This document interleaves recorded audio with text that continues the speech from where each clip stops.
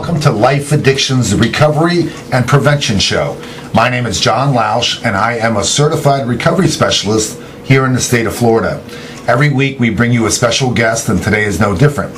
Today we're going to talk about addiction and recovery, some of the latest trends in addiction and recovery, and today is Jeff Alshin. He's an addiction counselor for over 30 years. Jeff, welcome to the show. Thank you, John. Pleasure to be here. Please introduce yourself to our audience.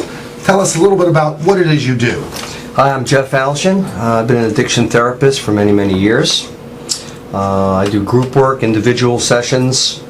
I've been in recovery for quite a long time now. And I specialize in relapse prevention and trauma work. Jeff, we've had a lot of great shows on, and you are an addictions counselor that has really been in the trenches for a lot of years. I mean, you see kids, guys and girls that are, tell us about it, in their first month of recovery? Yes. All the way through, a year, 2 years, 3 years, and you continue counseling them. Tell us a little bit about how that is like. What is the mindset of a person recovering in their first month? It's really difficult for people who are in treatment centers the first time. I think the shock of learning that you're really addicted and you can't stop for many of them is very difficult. Mm-hmm. There's a lot of hopelessness. There's easily return to denial. And you'll see a lot of oppositional behavior that a lot of times stems from just the fear that they won't be able to live without the drug. And I think what I've noticed the most, and when they finally open up, a lot of people will come to you and say, look, I don't know how I'm going to live. Yeah. And basically it's the loss of the drug. You see a lot of grief, just like when you lose a friend. Yeah. Because for many of us, the loss of our drug is really the loss of our relationship to the world. So what you're saying is they can't even imagine. Very difficult to imagine. A world without this addiction. And many treatment centers in town now are specializing in relapse prevention.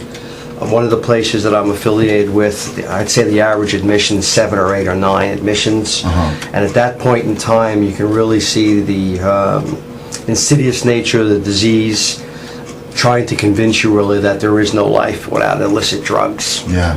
So you do a lot of listening. You listen to your these people that are recovering in their first month, and they tell you about their denial, their hopelessness, their grief, and not so many words you pick up. When you speak to them, what are some of the techniques, or what are some of the things that you bring about to implant these new patterns of thoughts and behaviors that you want them to have? What do you say to them? Well, through the years, when I was going to school, some of the techniques were a little different. They do have some improved techniques now. I would actually consider them improvements. Yeah. Motivational interviewing. Okay. Cognitive behavioral stuff. There's what they call the stages of change, because you really got to meet the client at the stage they're at. Right. If you're meeting someone in what they call the pre-contemplation or denial stage, telling them how bad drugs are is going to do nothing. Marijuana is 14 times or so more potent than it was when I was growing up. Yeah. And it's really the perception of harm that affects them more than the potency of drugs. So, for example, we'll do things like a decisional balance, where they weigh the pros and cons. You really can't go in attacking people anymore unless they're really motivated to change. Right. It's not going to work. So basically there is no global treatment method. Yeah. It's all individualized to the client. And if you get a client in denial, pushing him or her is only going to make them plant their feet even more. Yeah. So the motivational interviewing techniques, you're actually at times, as difficult as it is for the old timers, you actually got to do a list of what are the advantages that you're experiencing of using versus the cons, and you're going to find that a lot of people really steep in their addiction will give you more advantages to continued use than negatives. This is Life Addictions Recovery Show, and our special guest is Jeff Alshin. Jeff has been in the field for over 30 years, and like I was just saying, he is in the trenches of addiction and recovery. And Jeff, tell us a little bit more, because you really are on the front lines here with these, people trying to, and it's really not the person, it's the addiction that's the disease. Yes. Tell us some more. I think what you're going to find with counselors and therapists who've been in the field a long time is that oftentimes the level of shame and guilt is really underestimated. Even for first-time people in treatment, they have tons of shame and guilt and feelings basically of impotence in terms of being able to control their use. Yeah. You know, all of us who are addicted have a fantasy that one day we'll be able to control how much we use. Every alcoholic dreams of controlled drinking. I think the realization that many of them have that controlled use is likely not going to be possible is at times very overwhelming. Right. Now, go ahead. Right. Well, there is a harm reduction theory of use. Yeah. And there are some people at Nova University who are doing that. There's a place for that too, I'm sure. But most of us who worked in treatment centers and see clients even privately, where they're at in their drug use, harm reduction may not always be effective. There are cases where it might be. Right. But in someone who is unable to even remain sober for the 30 days required for them to get a liver transplant, a harm reduction technique would be out of the question. Yeah. In other cases, generally speaking, it might be possible. But clients who meet what they call the ASAM criteria, say for a PHP level of care, generally speaking, are unable to modify or control their drinking. Right. And harm reduction is just that. Over the years, it's a new way to treat some clients where they do modify their drinking intake or their intake.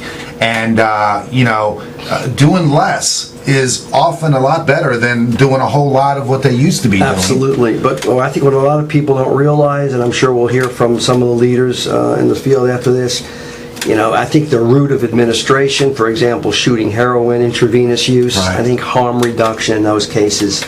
You just can't do it, just a little bit of crack. I've had clients tell me they've tried to do that. Yeah. It hasn't worked out.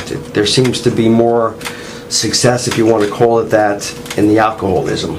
Right. Some cannabis-dependent people have told me that they've tried harm reduction where they limit their smoking, but even in those cases, many of them have lost their jobs because, cannabis will stay in your system for several weeks. So just to be clear, harm reduction is out there. It's out there. It's not widely used, but it, may work better with something like some alcohol people, and the Sobels some people. Are well-known people at Nova University. I have a plethora of research, tomes of it, working on harm reduction work. But most people in the recovery field either come from the 12-step based program or the cognitive behavioral. Terence Gorski has some good work out on there on that relapse prevention. Yeah. Most people with long-term recovery professionals and in general will tell you that abstinence is the preferable goal. Right. Well, we're going to take a break, and you're going to watch a commercial of our product called the Recovery Pod. And when we come back, I want to talk to you a little bit about that. And we're going to continue with the new trends in addiction and recovery. Our guest is Jeff Alshin, and we'll be right back.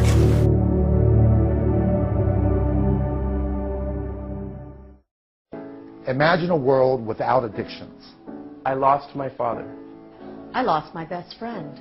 Today, the addiction rate in the country has reached epidemic proportions.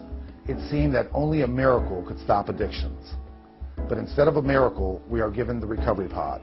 Within a short period of time, a person listening to the Recovery Pod can make a shift out of addiction. I was addicted to alcohol. I was addicted to Oxycontin. I was addicted. The Recovery Pod can effectively reduce addiction in our nation. It is for individuals, institutions, rehabilitation centers, insurance providers, and federal, state, and local governmental agencies. After years in recovery, it still works for me. And now, the Recovery Pod can work for you. We need to make absolutely certain that every American with an addiction problem can have access to the Recovery Pod as part of their treatment. Because freedom isn't free if you're addicted. The Recovery Pod. Get it now. Get it now. Get it now. Get it now. Get it now. The Recovery Pod. Get it now.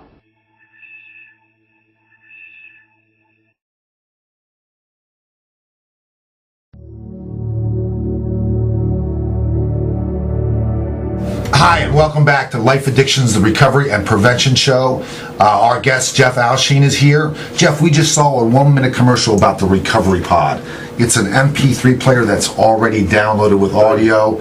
It's meant to help a person stay focused on their recovery and or get them into recovery. What do you think about a product like that? I think that's an excellent product. You know, in the addiction field and in the mental health field, therapists often use something called bibliotherapy. What that is a recommended kind of evidence-based list of books that the client can use to supplement and enhance their recovery or their mental health issues. Now, obviously there are books on tape, but I haven't seen anything like this before. Yeah. And I think the good thing about this is there's a lot of cognitive behavioral work being done now and things called behavioral reversal that puts a lot of the responsibility where it should be, which is on the client to practice things they learned in the session. Yeah. Too many people go to the therapist, go to the rehab, leave, it's over. Right. They do nothing. What's good about this is it's going to enhance motivation. I think, ironically, this may actually be, or paradoxically even, really good for people in way early stages of recovery who are not going to pick up the phone when they have to and call their sponsor. Right. And who relapse and are not going to be quick to return to treatment because too many people stay out too long. I think what this can do is it can kind of give you affirmations, you know, and I don't really want to, I hate to say this, but a lot of people in early recovery and maybe even in late, we don't like to do a lot of work, you know, and we're not going to always pick up the book. We can't concentrate or whatever. This is going to be good. Plug it in, you know, and listen to it for a while. Go out, take a walk. And I've heard very good things about it. It's a good idea as a bibliotherapy. You know, it really is. We've made it as easy as possible. The audio is already downloaded onto this mechanism. It looks like a iPod Shuffle, and you basically just... And no one knows what you're listening to. Yeah, you just open it up, turn it on, hit play, and it's about an hour and a half, 14 different tracks, and it uses a couple laws of learning, like the law of repetition.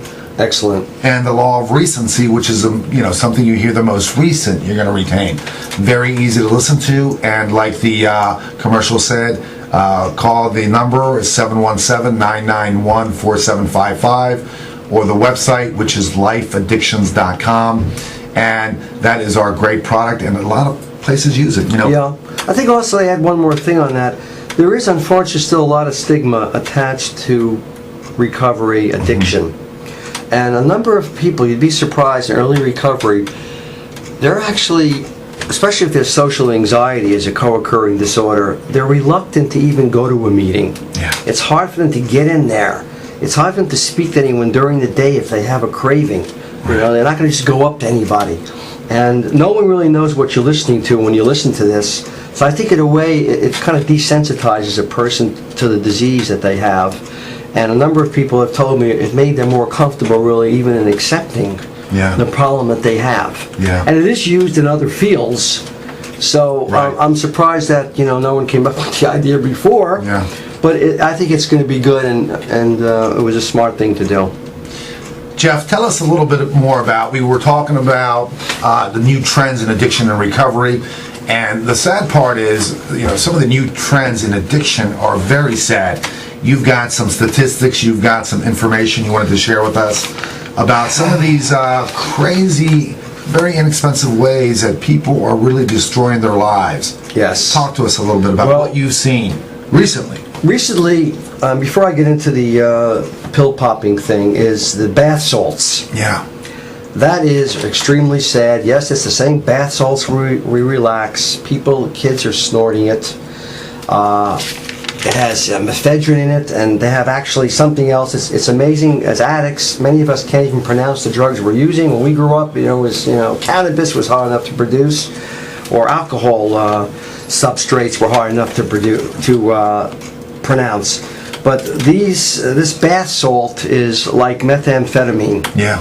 And there's a lot of overdoses, and the really dangerous thing about it is they can't stop. And they'll tell you it seems to be very highly addictive, and despite psychotic episodes that people have had, they continue to use it. It interferes with their sleeping, their eating, There's hallucinogenic and delusional states. So the young ones are using the bath salts now, and I think that's going to be another epidemic. You know, I talked about that, I think it was 6 or 8 months ago. I'm from the state of Pennsylvania, and there was a newspaper article in the Patriot News there that talked about this. And I mentioned it about 8 months ago, and obviously it was out then, and it's just becoming bigger and bigger. But this is a substance that you could buy for $5 or $6. You can buy it over the internet. Over the internet. Yes. And, you know, it's just crazy. Well, it's really sad because a problem with that, also is many young kids have polysubstance use. So they're actually going to be combining the bath salts with other illicit drugs and alcohol. So this is creating problems. In the Washington Post, I think the other day, there was an article about the guy that murdered somebody. For some people, maybe with anger problems, are being, induced into homicidal acts. Not a good idea, young folks, if you're out there, anybody, to do the bath salts. Take a bath. Now, addiction is getting to be where it's reaching our young kids more and more, and we're just starting to branch out here at Life Addictions to have a whole wing of our company dedicated to prevention. And we had Jeff Cantor on the other day. Task Force. Terrific. Task Force. He talked about that as well. And we're coming out with a recovery pod, especially for the young people and prevention. And we're even going to do one on bullying. But clients are getting younger and younger, aren't they? Yes. And they're using prescription drugs more and more. Talk to us a little bit about that. The NOPE Task Force, which is the Narcotics Overdose Prevention Education, they've done amazing things in closing down some of the pill mills, as you all know. Prescription drug abuse is now probably close to second to cannabis dependence for young folks entering into treatment. I mean, the 12 to 17-year-olds, they say 55% in a recent study said they're actually getting the drugs from friends or even buying them, from relatives. We're talking about oxys and all opiate derivatives. They're taking the pills thinking that they're safe because they're prescription drugs. Having had a bout of dependence to opiates when I was younger, I realized that once they start this, it's going to be very difficult to stop without some structured treatment, because the withdrawal symptoms on some levels are the same as heroin. The drugs are very similar to the substrate of heroin. Let me ask you something, Jeff. When you talk to a client and you say to them, when's the first time you used a substance or a mind-altering, what do you get? Yeah, getting younger and younger. Getting a lot now, even 8, 9, and 10. A lot of early marijuana use starting at age 12. The problem with this is why prevention now is really more important, I think, than when I was growing up. Early cannabis dependence, early use of any of the drugs is really changing the hippocampus, amygdala, your neurotransmitters. And then when you speak to these guys in recovery, you'll see that they are having a more difficult time, especially with alcohol early use. All the research, if you go on the SAMHSA website, that's university-sponsored research that the government helps support, you'll find that a lot of failed first treatments are more common in individuals who started using before the age of 21. That's not to say not to go to treatment, but this is to tell you is in your first treatment, you may want to consider staying either longer or really getting into treatment a lot and deep the first treatment, because you got a lot of years to make up. Jeff, we're going to talk a little bit more about that when we come back after this brief commercial break.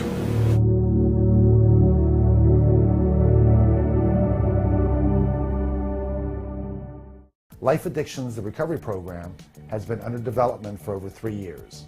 It's personal, portable, and more importantly, it works. My motivation to start this business was to help people with addictions, to literally help save lives. We're best known for our delivery system. It's called the Recovery Pod, embedded with life-saving audio. Just open it up, turn it on, and hit play. Along with your Recovery Pod, you get a 4-page laminated follow-along guide. What sets us apart from our competition is our message. It's uplifting, inspiring, and to the point. My name is John Laus, the creator and developer of Life Addictions, the recovery program. Our model of recovery starts with clarity, clarity from the minute you wake up and open your eyes. Knowledge and know-how. Know-how are the things that motivate a person to change and take action, like your health, your family, a life that works, and a life with a purpose. Life Addictions, the recovery program. Visit us at our website at lifeaddictions.com.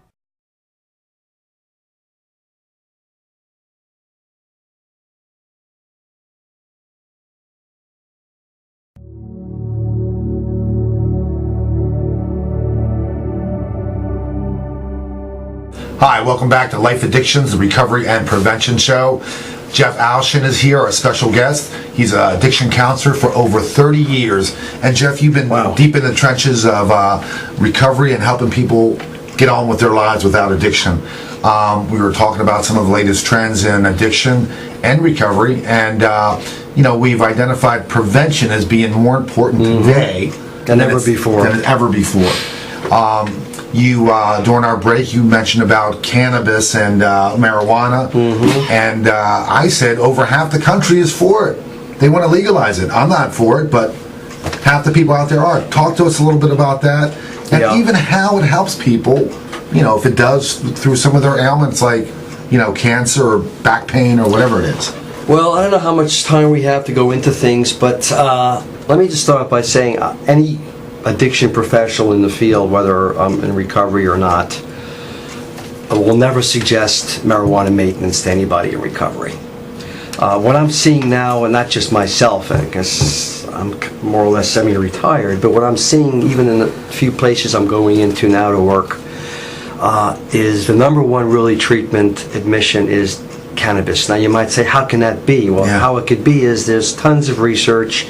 The potency in some cases is between 15 and 30%, where in 1983... Wait, you're saying the number one reason for... Cannabis dependence is a treatment. You need... People with cannabis dependence need minimum of the PHP, partial hospitalization level, and some can do IOP. In early stages, why is IOP hard for them to do? Because they're going to go out and use on the way to the treatment center. Why? Look up in the Diagnostic Statistical Manual now, and we can actually thank managed care, ironically, for this, the insurance companies and the research they sponsor. But people who are addicted to marijuana have characteristic withdrawal symptoms. Those of us who were addicted when I was younger, people would laugh. You can stop at any time. Obviously, if I could have stopped at any time, I would have. Right. There's withdrawal of anxiety, irritability, sleep disturbance, craving. And if you have any underlying anxiety or depression, that's going to surface like you can't believe. So when you talk to daily marijuana users, they will admit to you they can't stop. So they can't stop. Their life has become unmanageable. It centers around cannabis, which is really difficult. Besides the expense involved now, they're going to get into illegal activities such as growing it. And most of them will not be able to work because you need to pass a urine and drug screening. You're right. We don't have enough time to talk about the other side, which is that part of, that's the people that want to legalize it for... the legalization of it, I'll make a quick little thing. I was in someone's room a few weeks ago, about 50 years old, with a bowl of Marinol, going through end stages of leukemia. And I'm thinking back, wow, if this was 34 years ago, I'd be having a party. Do you know that most of the bowl was still full? The man maybe took 5 or 6. Because he said it really didn't do much for him, why bother? So I think, when you have addiction, people don't understand that these drugs affect our central nervous system, our neurotransmitters differently. And it's very difficult for people to understand that cannabis can be really harmful, because some people can maybe do it once or twice a year and put it down. But if you're dependent, you obviously know you're not one of them. And it really is when your life has become unmanageable, out of control, and you can't really live the life you want to live, and you've become addicted to a substance or even a behavioral. And here at Life Addictions, the Recovery and Prevention Show, we like to bring you some of the latest trends in addiction and recovery. Like the kind of nose to the grindstone therapy and help that you provide. Some of the latest trends in addiction, like the bath salts you talked about, the marijuana with the new and intense. And we left out the synthetic cocaine. Maybe next time. Synthetic cocaine. And when we were on break, my producer even mentioned there's always going to be something that people abuse. And sad enough to say, if we have great professionals like you, Jeff, out there helping everybody, tell us briefly, what do you get out of being an addiction specialist for over 30 years? It's a tough job. What's your satisfaction and gratification? It's a tough job, and I think that people have been in the field a long time, especially, I'll make it fast, those of us that went into the field knowing that we won't create amass great wealth. It's akin really to the 12-step giving back. I think a lot of us are really grateful. I'll be the first to admit I get a vicarious satisfaction out of the empathy. And I think it's therapeutic in many ways because many addicts are very self-centered and selfish. That's my basic nature, would be not to care about anybody else. So I do think that it keeps my, it flexes my empathy muscle. Yeah. And it keeps me going. There's nothing like walking down Atlantic Avenue or anywhere and seeing people who have really successfully learned to manage this disease and remain abstinent. And I've never met anybody to tell me that their life is worse now sober. In fact, I always hear the same thing. My worst day sober is still better than my best day using. Right. Well, Jeff, like you, I'm in it for the same reason. I'm in recovery, and I know how bad being addicted to a substance or a behavior is. It's horrible, it's horrific, and I'm here trying to make a difference for everybody as you are. Jeff, you've been a great guest on the show. Well, thank you, John. I think you did a great job. Did you invent that? Recovery Pod? Yeah. I did, and again, I did it to help people out there because when I was out there, I could have used a device like this. Yes, it would have been good. A lot of relapse has to do with simply forgetting. You forget. Yes, and not reaching out enough. I think this is like a conduit to really get you to realize, look, I got to do something. You hear it, and it might push you into the next stage. There's a lot of people out there or products out there. They say read a book, but really, when you're in addiction, you're not going to read. It's very hard. Stages, you're not going to focus. You're not going to concentrate. There's no motivation. Some folks that haven't read a book in 30 years. Yeah, you're absolutely right. And this device, it's like a self-contained unit. It comes with a charger, it comes with headphones. And well, also, what's good about this is, I think, you'll notice in the younger folks and in the older, there's a coexisting learning disability, attention deficit disorder in people who are addicted to substances. And this is a very good modality for people who have difficulty reading, either attributed to dyslexia or concentration problems, can't focus. So this is really a good medium. It's an auditory medium, and most people are able to comprehend it. Jeff, thank you so much. It was a pleasure, guys. John Laus, Life Addictions, Recovery and Prevention Show. We'll see you next week. Goodbye now.